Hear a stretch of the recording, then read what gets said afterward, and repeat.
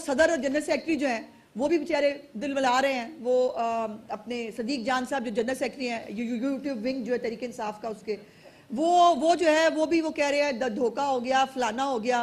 वो भाई आपको पता ही नहीं पूरी खबर। वैसे तो सबसे ज्यादा खबर जो है वो पहले सदीक जान को थी। सदीक जान ने मेरे पास वो मुझे दें जरा, वो दिखाएं जरा सदीक जान साहब का ट्वीट, जब पूरी पीटीआई प्लान कर रही थी और कह रही थी कि जी वो गंडापुर लापता हो गया, उस वक्त जो है वो सदीक जान साहब जो है वो बता रहे थे कि उनको वो पेशावर जा रहे हो, किसी डिग्गी शिग्गी के अंदर घुसे हुए हैं। अब ये मतलब ये यूट्यूब विंग के जनरल सेक्रेटरी जो है उनको पता था, उसके बावजूद प्लान किया गया, ड्रामा किया गया, लापता है लापता है लापता है, एजेंसियां ले गई, फलाना ले गया। इनको बकवास करने की और ड्रामा करने की आदत है। एक दो चीजें मैंने आपको दिखानी है, वो जरा दिखाएं जी। जो कल माले गनीमत रिकवर हुआ है, जरा वो देखिए। ये है जी पुरअमन, ये पुरअमन एहतजाज के जो मुजाहिदीन हैं वो इस असले के साथ और इन चीजों के साथ इस्लामाबाद फतह करने के लिए आए थे। ये सियासी जमातें लाती हैं, ऐसे आती हैं सियासी जमातें जो है वो जलसा करने के लिए। आगे दिखाएं जरा, एक फुटेज है जिसके अंदर एक लड़का, उसने ये इनकी फुटेज है जी, जिसके अंदर ये असले के साथ ये सब, और वो मैंने एक ट्वीट किया इन्हीं के एक जो है वो जगह से लेकर जहां पर एक बंदे ने वो पढ़ा, उसने कहा गुलेले भी हैं, हम ये करेंगे, हम वो करेंगे। वो कहा गया उस्मा बुखारी का मुलाजम है पेशावर में। कमाल हो गया। मतलब मेरा मुलाजम चौथे महल्ले पेशावर में है, लेकिन गंडापुर के मुलाजम जो असला लेके निकले थे वो मेरे पर डाल दिया। अब ये जो वही दिखाइए फुटेज जिसके अंदर इनके पूरे जलसे के पूरे उसके अंदर लोग जो है वो ये निकल रही है, सारे मेरे मुलाजम है, इन सबको मैं लेके आ रही थी। उसके बाद दूसरा फुटेज दिखाइए जिसके अंदर एक यंग बच्चा है, मेरा ख्याल है 20-22 साल से ज्यादा का नहीं होगा। ये देखिए, इस बच्चे ने पुलिस वाले को मारा है, मारकर उसकी वर्दी छीनी है, वर्दी छीनने के बाद खुद पहनी है और पहनकर जो है वो उसको सेलिब्रेट कर रहे हैं। ऐसे होती है सियासी जमातें। फिर आप ये आपने जिस पुलिस वाले से लिया है, आपको उसने प्यार मोहब्बत से तो आपने उतरवाई नहीं होगी ना उससे, उसको मार। अब ये इत्तफाक है, ये बहुत हसीन इत्तफाक है कि इनके एहतजाज से जो है पुलिस का एक एहलकार भी शहीद होता है और एक एसपी समेत जो है वो दर्जनों अफराद जो है वो जख्मी हो जाते हैं। पुलिस की 10 गाड़ियां जलाई गई हैं इस पुरअमन एहतजाज में। 441 सेफ सिटी के कैमरे तोड़े गए हैं पूरी प्लानिंग के साथ, ताकि रिकॉर्ड ना हो सके, ये जो बलवाई यहाँ पे आए हैं इनकी शक्लें ना पहचानी जा सके। उसके बाद पुलिस एहलकारों की 31 मोटरसाइकिलें जो हैं उनको भी आग लगाई गई है। तो ये सब, और वो जो दरख्त जलाए गए हैं, जो इस्लामाबाद का बेड़ा गर्क किया गया है, वो इसके अलावा है। अब ये जो सब कुछ हुआ है, ये इस्लामाबाद फतह करने के लिए ये बलवाई निकले थे ना। ये फिर वो जो आपने देखा कि वो इनकलाबियों का जो चीख गवीरा है वो खड़ा हुआ, हम बस आ रहे हैं, हमें कोई रोक नहीं सकता। फिर वो अलादीन के जिन की तरह वो गायब हो गया। फिर सारी दुनिया ढूंढ रही है वो कहाँ है भाई, हमारा चीख गवीरा क्या गया, कहाँ गया। वो चीख गवीरा पर अचानक से जो है वो जिन की तरह रमूदार होता है जी केपीके की असेंबली के अंदर।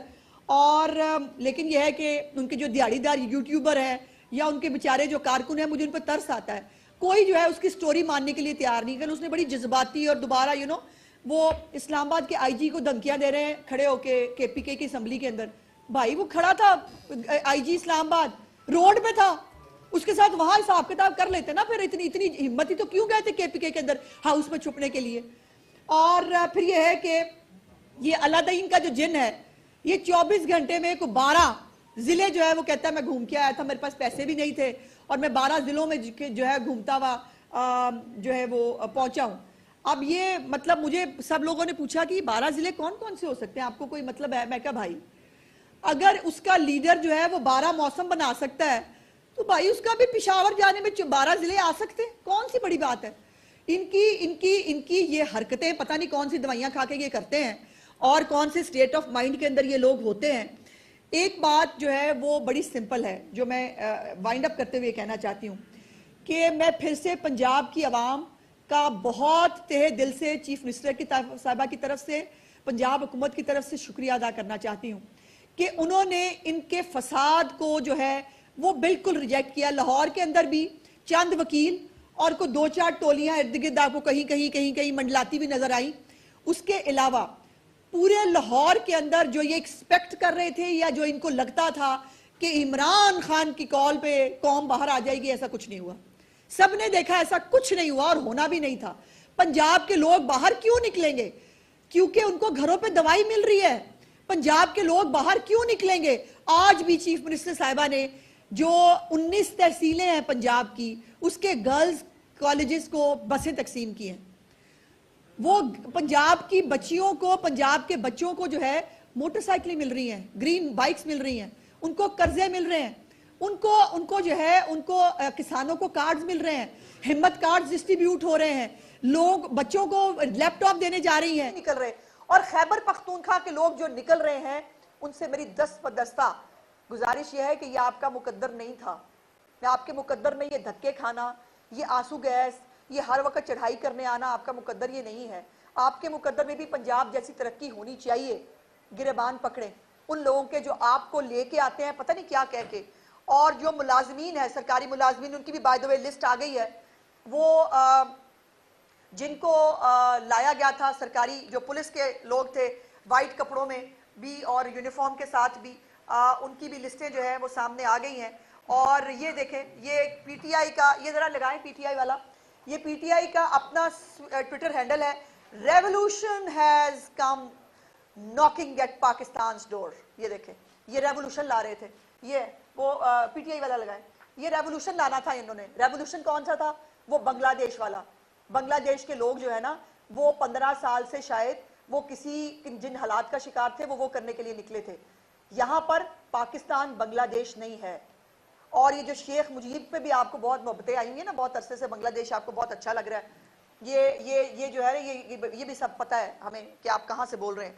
उसके बाद रेस्क्यू 1122 की जो गाड़ियां हैं, 10 करोड़ की लागत से जो है वो गाड़ियां 6 महीने पहले जो हमारा नेशनल डिजास्टर मैनेजमेंट फंड है उससे खैबर पख्तूनख्वा के अंदर, चूंकि आपको पता है पहाड़ी इलाका है, कुदरती आफात का वहाँ पे बहुत वो होता है, उसके लिए उनको ये चीज़ें दी गई थी, ये जो क्रेन्स थी, ताकि वहाँ से लोगों को आफात से बचाया जा सके। 1122 की गाड़ियाँ जो है वो उनको दी गई थी और वो वहाँ वो सब लेके आ गए जो है इस्लामाबाद पे हमला करने के लिए। तो वो जो है वो भी शायद इंतज़ामिया ने जब्त कर ली हैं। ये अच्छा हुआ। मैं ज़रा जनरल सेक्रेटरी तहरीक इंसाफ उनका ट्वीट पढ़ के सुनाना चाहती हूँ। समझदार लोगों को एहसास है कि जबर के खिलाफ जंग सूझबूझ से लड़ी जाती है। तो कहना ये चाह रहे हैं, जिनको भेड़ बकरियां कहने पे बड़ा इतराज था ना मियां नवाज शरीफ के, वो खुद कह रहे हैं कि आप भेड़ बकरियां समझदार नहीं है, आपको नहीं पता, आपके पास सूझबूझ ही नहीं है। जिसके पास सूझबूझ नहीं होती वो भेड़ बकरियां ही होते हैं, कि आपको नहीं पता कि सूझबूझ से जंग कैसे लड़ी जाती है। मेरे और दीगर के लिए आसान था कि डी चौक पर नमूदार होकर गिरफ्तार हो जाते, चंद लम्हों की खुदनुमाई और फिर जेल में खामोशी।